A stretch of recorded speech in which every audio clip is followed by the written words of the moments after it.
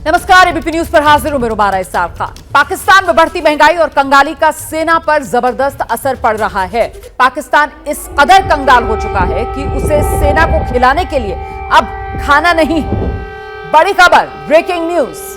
पाकिस्तानी सेना के अफसरों ने कहा है कि पहले से ही बहुत कटौती हो चुकी है, अब सैनिकों को खाने के लाले पड़ रहे हैं। उनका कहना है अगर खाद्य आपूर्ति और रसद रोकी गई तो फिर हमें भी कुछ सोचना पड़ेगा।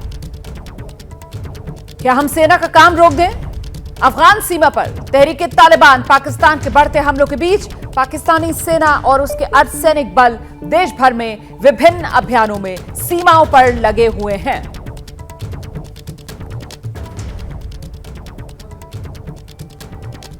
इसी पर चर्चा करने के लिए आप देख सकते हैं स्टूडियो में मेरे साथ खास मेहमानों का पैनल मौजूद है। रिटायर्ड कर्नल यूएस राठौर साहब, रक्षा विशेषज्ञ, इस चर्चा में हमारे साथ शामिल हो रहे हैं। दीपक वोरा सर, पूर्व राजनायक हैं, वो हमारे साथ स्टूडियो में मौजूद हैं। रिटायर्ड कर्नल शिवदान सिंह, रक्षा एक्सपर्ट, हमारे साथ जुड़ रहे हैं। और साथ ही पाकिस्तान से पत्रकार फखर यूसुफजई और आरजू काजमी इस चर्चा में हमारे साथ शिरकत करेंगे। बहुत स्वागत आप सभी का।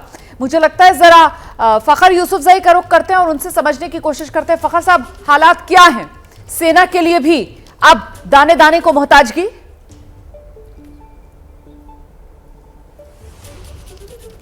पहले thank you very much.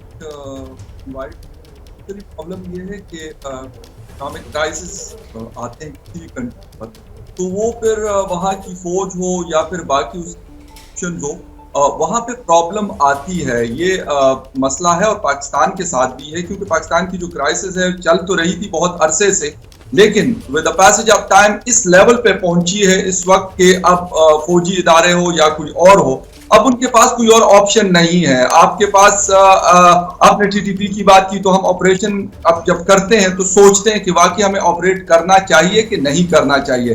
Afghanistan के साथ हमने 2-3 दफा इस इशू के ऊपर बात की कि किसी तरीके से वो इन लोगों को रोके पाकिस्तान में हमले करने से, लेकिन उन्होंने भी हमें इनकार किया। तो मेरे ख्याल में फौज हो, जुडिशरी हो, हमारी गवर्नमेंट के लोग हो या ब्यूरोक्रेसी हो, सबको मिलकर काम करना पड़ेगा। ये किसी एक इदारे का, किसी एक फर्द का काम नहीं है कि वो इस हालात को, इस क्राइसिस के ऊपर कंट्रोल करेंगे। अगर आज सोच लिया तो हो सकता है आफ्टर 10 इयर्स हम किसी थोड़ी सी बेहतर पोजीशन पे जाके खड़े हों, लेकिन अगर आज भी हमने नहीं सोचा तो हमारे पास मेरे ख्याल ऑप्शंस जो है वो शायद ना होने के बराबर है। अगर 1, 2 या 3 छोटे मोटे ऑप्शंस हैं तो उसमें से एक ये ऑप्शन है कि हमें अपने चादर को देखकर पांव फैलाने पड़ेंगे। सारे इदारों को सोचना पड़ेगा कि यार जो हम करते रहे आज से 20 साल पहले, आज से 10 साल पहले, हमारे पास अमेरिका का पैसा भी आ रहा था, हमारे पास और भी दुनिया के बहुत सारे कंट्रीज हमें हेल्प करते थे। अब सबके सब ये कहते हैं कि भाई अब और हम आपको ब्लैंक चेक नहीं दे सकते। तो जब उन्होंने इनकार कर दिया तो हमें जो करना है खुद उगाना है और खुद खाना है। इसके अलावा अगर कोई और ऑप्शन होती तो शायद फिर ये जो आप बात कर रही है या जो आजकल हम फखर साहब आप बहुत सही बात कर रहे हैं, लेकिन मेरा सवाल ये है कि क्या पाकिस्तान और पाकिस्तान की सेना खास तौर से इस बात को समझेगी? क्योंकि सेना जिस तरीके से पाकिस्तान में सबसे ज्यादा माल खाती है, हर चीज पर सेना का कंट्रोल है। पाकिस्तानी जनरल रिटायर होते हैं और देखिए किस तरीके से दौलत का अंबार उनके पास होता है, और वहीं दूसरी तरफ मुल्क जो है वो कंगाल है। दीपक वोरा सर, पाकिस्तानी सेना दाने दाने को मोहताज।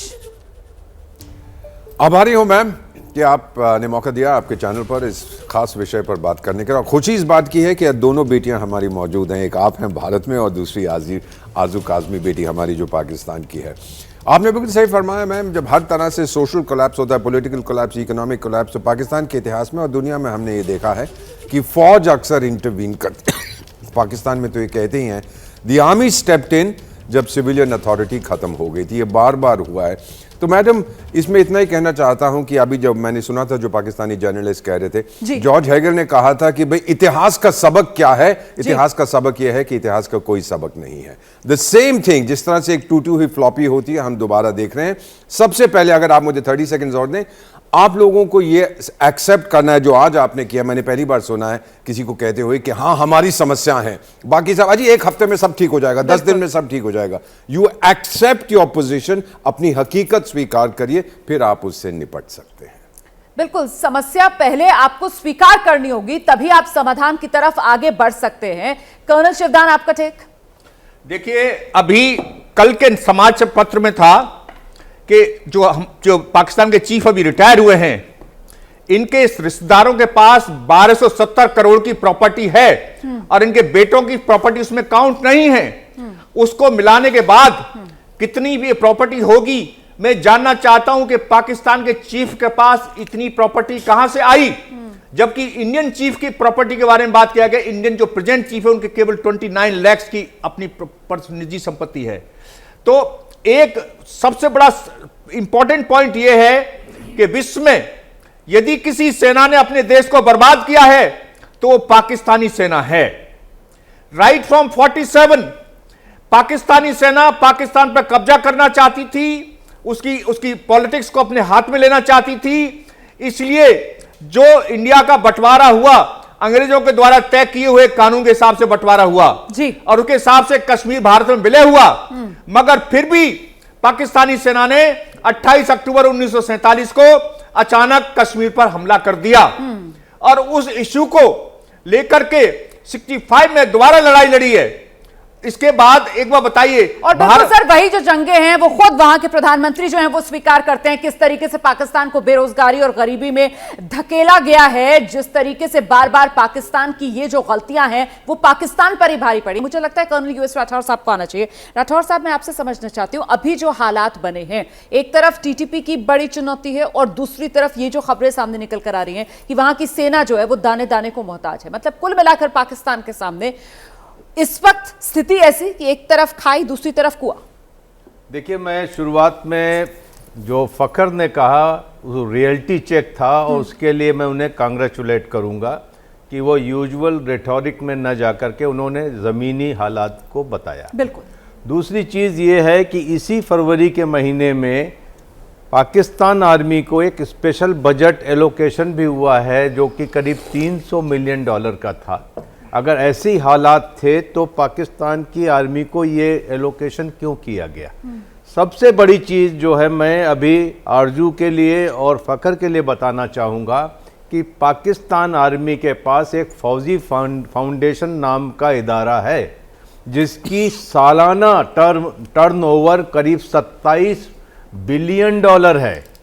वो पैसा कहाँ जाता है? उस पैसे के बारे में ज़रा पूछिए। मेरे ख्याल से आयशा सिद्दीकी के बाद किसी ने नहीं पूछा है पाकिस्तान में खुल के कि ये फौजी फाउंडेशन करता क्या है। आप टॉफी से लेकर के सीमेंट से लेकर के गारमेंट से लेकर के किसी होटलों तक हर चीज में इनका हाथ है। $27 बिलियन और चूंकि ये एक एनजीओ के तहत चलता है तो इस पे टैक्स नहीं देखते। आईएमएफ ने बोला है कि इसको टैक्स करो। आरजू, मुझे लगता है पाकिस्तान में वक्त आ गया है सेना से हिसाब लेने का। पाकिस्तान का 60% जी बिल्कुल, लेकिन लेगा कौन, ये सबसे बड़ा सवाल है। इसलिए कि जी आरजू आइए प्लीज, आप ही से सवाल था। जी, क्योंकि किसी में जाहिर है कि जो सिविलियन गवर्नमेंट होती है वो तो खुद फौज को इस्तेमाल करती है, वो खुद फौज के कंधे पर ही अपनी गवर्नमेंट बनाते हैं। तो फौज से पूछेगा कौन? पाकिस्तान बनने से लेके अभी तक दो चीजों ने जो बहुत ज्यादा सिविलियन गवर्नमेंट्स ने इस्तेमाल किया है, एक रिलीजन को और दूसरा फौज को। और यही वजह है कि ना जो यहाँ पर जो रिलीजियस पार्टीज है ना तो वो कंट्रोल में आती है इनके, और ना ही ये फौज कंट्रोल में आती है। जाहिर है उनको शुरू से आदत पड़ गई है, लेकिन अब क्योंकि फंड्स नहीं है, सिर्फ मांगे तांगे पे कब तक गुजारा करेंगे, तो इनको काम करना पड़ेगा और तब ही ये कुछ बना पाएंगे। लेकिन फौज को अपनी जगह पे होना चाहिए और रिलीजियस पार्टीज को अपनी जगह पे। ये चीज किसी सिविलियन गवर्नमेंट के करने के बस में नहीं है। ये लोग तो खुद इन्हें इस्तेमाल करते हैं। तो इसलिए मुझे कोई उम्मीद नहीं लगती कि आगे हम कुछ बदलता हुआ देखेंगे। बिल्कुल। तो फखर, क्या माना जाए फिर सैन्य शासन की तरफ मतलब पाकिस्तान बढ़ रहा है? क्योंकि राजनीतिक दल जो है उनके कंट्रोल में कुछ है नहीं, सरकार की ये हैसियत नहीं है, औकात नहीं है पाकिस्तान में कि वो सेना के बजट को कम कर दे। कुल मिलाकर होगा क्या? देखिए, इस चीज के ऊपर अभी जो कल गुजरा है उस पे प्राइम मिनिस्टर और कैबिनेट के लोगों ने एक बहुत बड़ी प्रेस कॉन्फ्रेंस की और वहां पे भी ये बात इस पे डिस्कशन हुई। उससे पहले भी कैबिनेट की मीटिंग में ये डिस्कशन हुई कि भाई जितनी भी हमारी फोर्सेज है, नेवी है, पाकिस्तान एयरफोर्स है और पाकिस्तान आर्मी है, इनको मिलाकर, जुडिशरी को मिलाकर और बाकी जो इदारे हैं इन सब को आना पड़ेगा इस चीज के लिए, क्योंकि आपके पास अब वही वाली बात है ना, आरती ने भी कहा और हमारे एक और पैनलिस्ट ने भी कहा कि आप उधार के पैसों से अपना घर कुछ अरसे तक चला सकते हैं। सारी जिंदगी आपका घर जो आप किसी से लोन पकड़ के और आप कहेंगे कि मेरा घर चलता रहेगा और मेरे पास बड़ी सी गाड़ी भी होगी और मतलब जिसे कहते हैं कि 10-15 रूम्स का घर भी होगा, इस तरह नहीं चलता। यही हिसाब इस वक्त पाकिस्तान का है और फौज भी इसका एक हिस्सा है। मेरे ख्याल में अगर वो लेट सपोज नहीं, वो कहते हैं जी हम नहीं मानते, वो कहते हैं हमें बजट अपना दे दो, हमें $200 मिलियन चाहिए या $300 मिलियन चाहिए, वो हमें दे दो, वो कहते हैं चलो आपको दे दिया।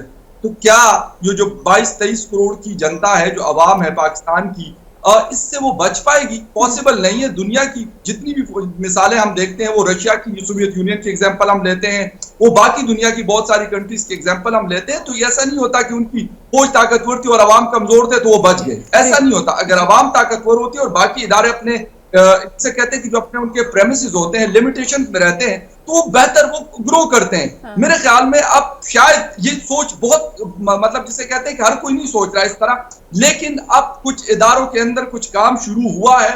मैं खुद उसको देख रहा हूँ, 1-2 महीनों से थोड़ी सी चीजें ऐसी हो रही कि अब उनको भी लगा कि यार अब काम नहीं चलेगा, क्योंकि सबने, पूरी दुनिया ने इनकार किया पाकिस्तान को कि भाई हम आप सही कह रहे हैं, आप सही कह रहे हैं, लेकिन फिर भी मेरा सवाल इस बात को लेकर है, मुझे लगता है दीपक वोरा सर बेहतर जवाब दे पाएंगे। सर, वो अंग्रेजी में कहा जाता है ना, ओल्ड हैबिट्स डाई हार्ड। वाकई में जितनी चादर है उतने ही पैर पसारिए, लेकिन ये तो वो पाकिस्तान है ना जिसको उधार मांगने की आदत पड़ चुकी है, लत लग चुकी है। 23वीं बार IMF के सामने पहुंचे हुए हैं हाथ में कटोरा लेकर, 24वीं बार भी पहुंच जाएंगे जी।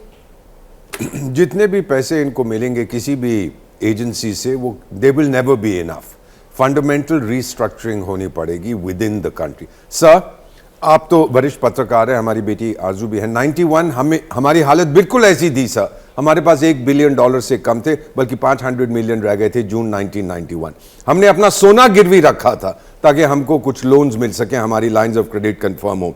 एक रिपोर्ट आई थी जिसे हम मंडल कमीशन रिपोर्ट कहते हैं, सोशल क्लीवेज था देश के अंदर, पॉलिटिकली केयरटेकर गवर्नमेंट की हालत बड़ी खराब थी, लेकिन फिर we pulled up our bootstraps जी और हमने शुरू किया, और फिर आज देख रहे हैं हम लोग कहां पहुंच चुके हैं। So Pakistan will have to take some very hard decision. मैं तो डेवलपमेंट इकोनॉमिस्ट हूं, लेकिन सर विनम्रता के साथ कहता हूं, आप लोग मेरी बात मत सुनिए क्योंकि मैं तो काफिर हूं, लेकिन मैं इतना कहूंगा कि आपको अब अंदर झांक के देखना है कि क्या कमजोरियां रही हैं 75 साल बहुत से, संक्षेप में सर, एक लाइन, और उसको अबैंडन करके वो जो आपकी सिस्टम चलता आ रहा है, एक नया सिस्टम आपको बिल्कुल नया सिस्टम की जरूरत है। राठौर सर, देखिए, चाहे घर हो या मुल्क, उधार के पैसों पर ज्यादा देर तक नहीं चल सकता। बिल्कुल, खास करके पाकिस्तान ने ये बड़ी मुश्किल से और बहुत देर से रियलाइज किया है। बिल्कुल, और अब जरूरत है कि इस बात को लेकर गांठ पाकिस्तान बांध ले, क्योंकि फिलहाल पाकिस्तान जो है वो बर्बादी की कगार पर खड़ा हुआ नजर आ रहा है। बहुत शुक्रिया आप सभी का मेरे साथ इस चर्चा में जुड़ने के लिए।